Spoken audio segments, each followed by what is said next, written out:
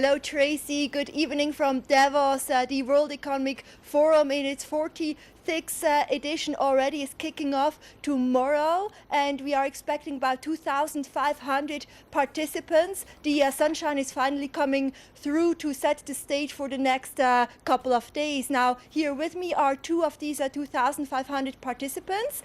We start with Ding here from the China European International Business School. Now, the theme of this year's WEF is called Mastering the Fourth International Industrial Revolution. What are your expectations and what is at stake for China in specific?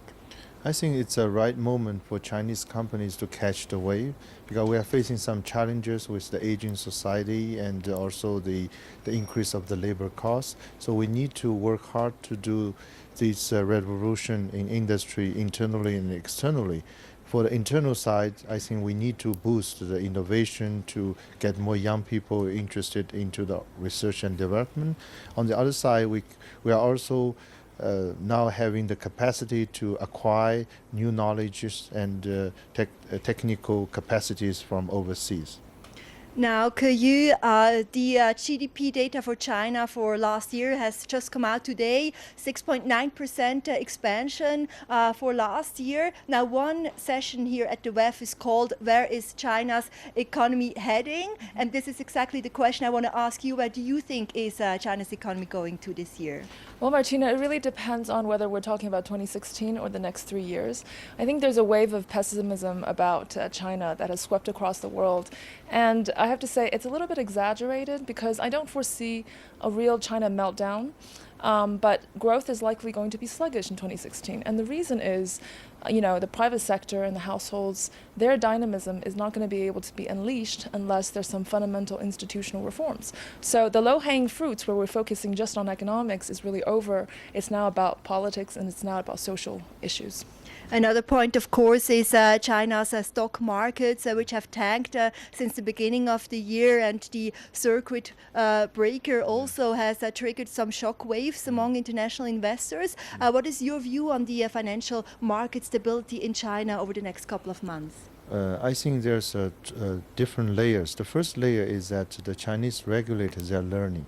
So they are struggling between the interventionism and the laissez-faire.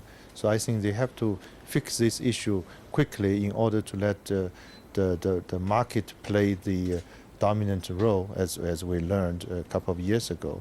And another important issue is related to the fundamentals, because if we look at the Shanghai Shenzhen 300 index, it's reflecting fundamentally the old economy in China with heavy-weighted industries in investment-driven businesses. So of course, in the future, we will still see the rebalancing, which means we won't see a lot of reflections by the index of the booming part of Chinese economy. Last question to you, Keyu. Now, over the next couple of days, one session that participants can discuss as well and participate is the future of Made in China. Now, this Made in China still has a very bad reputation and image. Now, the private sector and businesses, how should they rebrand China Inc.? What should they do in order to improve this reputation? Well, I think on this issue, I would focus a little bit on the macro environment, even more so on the business themselves, because the Chinese macro environment have not been able to give fair competition and kind of scope for good businesses to focus on core, competence and productivity, inherent productivity, because we need competition from abroad. We need foreign companies. We need to have efficiency gains and growth based on innovation. So there's a macro environment that has to change even before the micro level can develop on themselves. This is all from us live in Davos. Tracy, for now, stay tuned as we bring you exclusive interviews, in-depth stories, as well as more exciting stuff from the WEF in Davos over the next couple of days. Especially tomorrow, we have an exclusive interview with the OECD Secretary General and the World Bank President. So stay tuned, and back to you in the studio. Great stuff, Martina. Thank you very much. And keep warm over there. It's beautiful. Thank you very much.